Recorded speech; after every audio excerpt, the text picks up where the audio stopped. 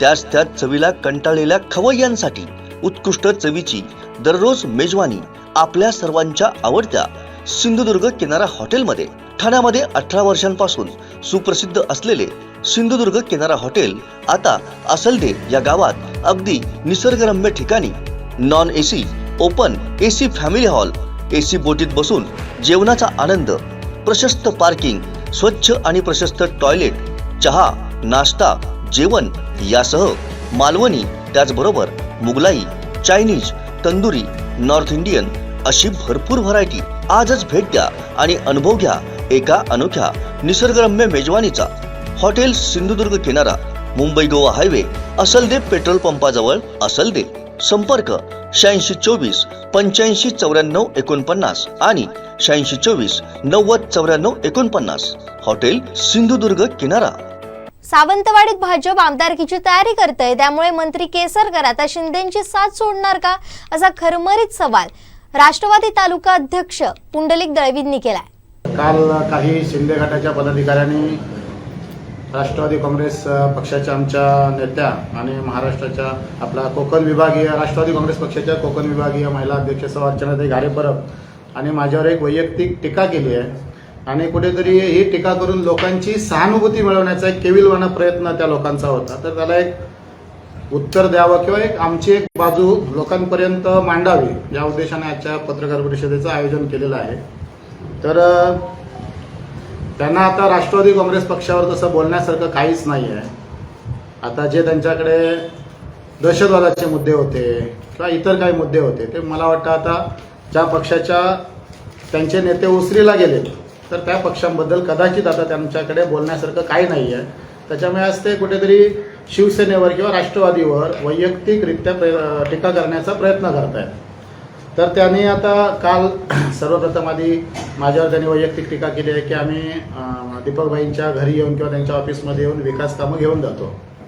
तर मी आमच्या एक व्यापारी संघाचा असेल किंवा व्यापाऱ्यांचं नेतृत्व करतो आणि जर व्यापाऱ्यांच्या जर एखाद्या काही समस्या असतील आणि त्या समस्या घेऊन जर आम्ही दीपक केसरकरांकडे जात असेल आणि जर त्या समस्या दीपक केसरकर एक या विधानसभेचे आमदार लोकप्रतिनिधी म्हणून जर आम्ही हक्काने त्यांच्याकडे जात असू आणि जर काही त्या प्रश्नावर काही तोडगा निघत असेल यासाठी आम्ही जर दीपक केसरकरांकडे जात असू आणि ही जर त्यांना विकास कामं वाटत असेल किंवा जर मी काही एखादी जर दीपक केसरकरांच्या ऑफिसमधनं विकास कामं घेऊन गेलो असेल तर त्यांनी माझं आपल्या माध्यमातून लोबो मॅडमांना जाहीर आव्हान आहे की जी काय मला दीपक केसरकरांनी काही कामं दिली असतील किंवा काही एखादा निधी दिला असेल किंवा माझं वैयक्तिक अजून पण माझं जे काय पर्सनली बाबा मी वैयक्तिक पुंडलिक दळवी म्हणून जाऊन जर त्यांनी माझं कुठचं काम केलं असेल तर मी आपल्या सर्वांच्या माध्यमातून त्यांना जाहीर आवाहन करतो की त्यांनी ते जाहीर करावं। मी त्या क्षणापासून राजकारण सोडण्यास तयार आहे। जर कुठच्याही अधिकाऱ्याकडे जाऊन आज 2.5 वर्ष आमचा पक्ष सत्तेत होता आणि प्रमुख मंत्रिपद सुद्धा आमच्या पक्षाकडे असून सुद्धा मी सत्ताधारी पक्षाचा तालुकाध्यक्ष या नात्याने जर एखाद्या अधिकाऱ्याकडे जाऊन एखादा पक्षनिधी मागितला असेल किंवा वैयक्तिक माझ्यासाठी कुठच्या तरी बाबा पक्षासाठी काम द्या किंवा मी तालुकाध्यक्ष म्हणून मला काम द्या, माझ्या पदाधिकाऱ्यांना काम द्या, असं जर कुठच्या अधिकाऱ्याने जरी सांगितलं तरी मी आज ह्या क्षणापासून राजकारण सोडायला तयार आहे आणि हे माझं खुलं आव्हान आहे। मग कुठच्याही पक्षातील कोणीही पदाधिकारी असू देत, आज माझ्यावर टीका करण्यासारखा एकही शब्द त्यांच्याकडे एकही गोष्ट नाही आहे। कारण आज जो काय मी आहे ते सावंतवाडीतल्या सुज्ञान जनतेला माहीत आहे आज मी इथपर्यंत कसा पोचलो ते। कारण आज माझे उद्योगधंदे आहेत, काय माझं ऑडिटेड फाईल आहे माझी, त्याच्यामुळे माझ्या प्रॉपर्टी बाबतीत, माझ्या धंद्या बाबतीत किंवा माझ्या कॅरेक्टरबद्दल आज बोलायला एकही मुद्दा नसल्यामुळे मग त्यांना कदाचित आम्ही उपरे वाटतोय। तर मला एक आपल्या माध्यमातून ते सुद्धा म्हणायचं आहे की त्यांनी प्रमुख मुद्दे काय केलेत की पुण्याहून त्या नेत्या आलेल्या आहेत, आम्ही उपरे आहोत, राष्ट्रवादीचं अस्तित्व काय। अरे ज्या पक्षाने तुम्हाला जन्म दिला, जे काय तुम्ही आहात आणि जे काय तुमचं किंवा तुमच्या नेत्यांचं जे काय अस्तित्व आहे, ज्या पक्षामुळे आहे त्या पक्षाला म्हणजे जन्मदात्या पक्षाला तुम्ही पक्षाचं अस्तित्व विचारता, हे कुठेतरी खरोखरच शोकांतिका म्हणायला लागेल। आणि दुसरी गोष्ट, ज्या आमच्या पक्षाचं अस्तित्व विचारतायत आता ते तालुका प्रमुख ज्यांची ओळख सुद्धा काय नाही, ज्या तालुकाध्यक्षाला स्वतःच्या गावातली ग्रामपंचायत आणता आली नाही, स्वतःच्या ग्रामपंचायतीत स्वतःच्या मुलाला निवडून आणण्याची ज्याची क्षमता नाही, त्याने माझ्यावर बोलण्याचा त्यांना नैतिक अधिकार नाही आहे। कारण मी राष्ट्रवादी काँग्रेस पक्ष, मी असू देत किंवा आमच्या अर्चनाताई असू देत, ज्या काय पक्ष वाढवण्यासाठी जे काय मेहनत घेतोय ते सर्वांना माहीत आहे. मला ह्यांना उत्तर देऊन मी काय करतोय, आमचं अस्तित्व काय, ह्यांना सांगण्याची गरज नाही. जे लोक आमच्या अस्तित्वाबद्दल बोलत आहेत, सर्वप्रथम त्यांनी ज्या आता ग्रामपंचायतीच्या निवडणुका झाल्या, त्या ग्रामपंचायतीच्या निवडणुकांमध्ये तुम्ही किती पॅनल उभी केली, तुम्ही किती ग्रामपंचायत सदस्य किंवा सरपंच निवडून आणलात, ते आधी जाहीर करा.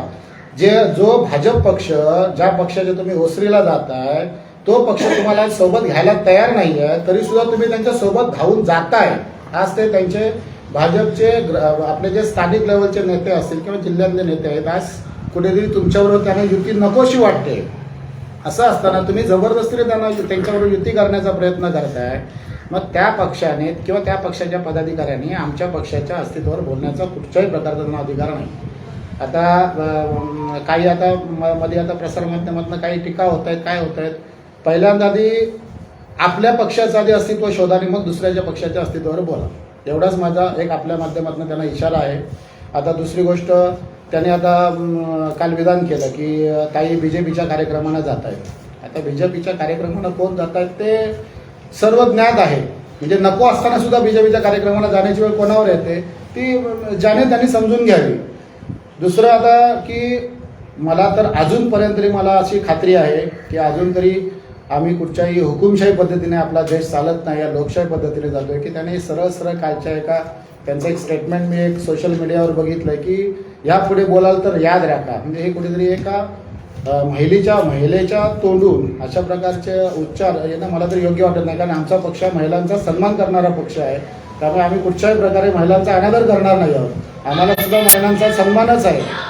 तर अशा ज्येष्ठ नेत्याने धमकावणे बोलणे, ज्यांचं दहशतवादाविरोधात बोलूनच ज्याने आपला राजकीय आपला प्रवास घडवला आहे, अशा लोकांनी धमकावण्याची भाषा करून म्हणजे यापुढे बोलाल तर याद राखा.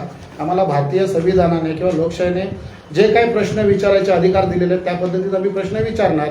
आता याच्या पुढे भावनिक होऊन किंवा भावनिक हात घालून मतदारांना आपल्या भावनेचा बळी पडून मतदान करण्याचे आता दिवस गेलेत.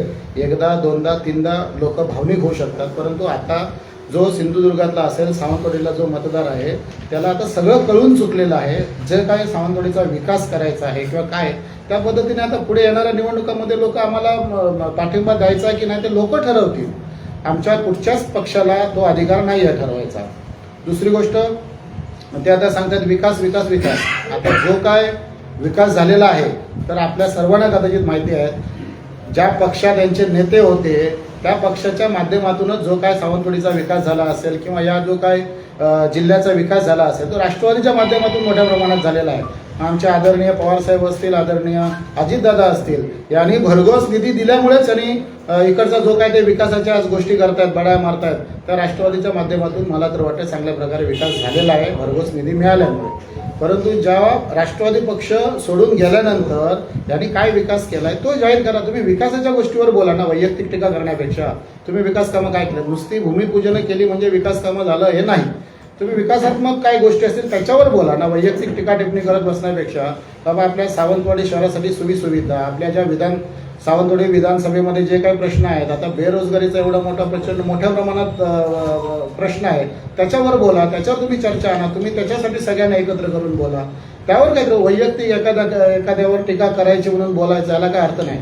मी कुठच्याही प्रकारची कोणावर वैयक्तिक टीका केली नव्हती. मी फक्त एकच स्टेटमेंट दिलं होतं की जे जाहीर कार्यक्रमात दीपकभाईंनी सांगितलं होतं की मी माझी प्रॉपर्टी विकून शिवसेना पक्ष वाढवला होता आणि आमच्या नेत्यावर हे केलं होतं की जयंत पाटील साहेब आले ते ह्या महिलेला घेऊन आपला पुढचे भावी आमदारकीचा चेहरा म्हणून प्रमोट करत होत्या. तर प्रत्येक पक्षाला अधिकार आहे आपला पक्ष वाढवण्याचा. त्यामुळे जयंत पाटील साहेब काय बोलले होते की जर उद्या जर महाविकास आघाडी झाला तर आमचा प्रयत्न असेल की इथून राष्ट्रवादीचा उमेदवार असेल. तर प्रत्येक पक्षाला आता ज्या पक्षाबरोबर यांनी आता युती केली आहे त्या पक्षाचे काय उमेदवार फिरत नाहीत का, आता आपल्याला आमदारकी मिळावी यासाठी ते प्रयत्नात नाही आहेत का. मग ह्यावेळी सुद्धा आता ते हे शिंदे साहेबांवर ही नाराजी बोलून दाखवणार का की पुन्हा ह्या पक्षात ते बाहेर पडणार आहेत. हा कुठेतरी संशोधनाचा विषय आहे. त्यामुळे उगाचच नको त्या विषयांकडे टीका टिप्पणी करून लोकांची दिशाभूल करण्यापेक्षा विकासात्मक मुद्द्यांवर चर्चा करा. आम्ही कधी विकासात्मक मुद्द्यावर चर्चा करायला तयार आहोत. आणि ते आता ज्यांना इन्सुली गावातलं अस्तित्व टिकायला आलं नाही ते म्हणतात की आम्ही इकडचे उपरे आधी त्यांनी उपरेंची व्याख्या काय आहे ती स्पष्ट करावी, मग यावर आम्ही बोलू. काय ते उपरे कोणाला म्हणायचे किंवा स्थानिक परप्रांतीय हा वाद तुम्हाला पुन्हा निर्माण करायचा आहे का, तर त्यांनी एकदा जाहीर करावं, मग मी यावर सविस्तर बोलू. आमचे दिवसभरातले सर्व अपडेट्स, ताज्या घडामोडी आणि थेट लाईव्ह पाहण्यासाठी सबस्क्राईब करा, लाईक करा कोकणचं नंबर 1 महा चॅनल कोकण 7 लाईव्हचं YouTube चॅनल.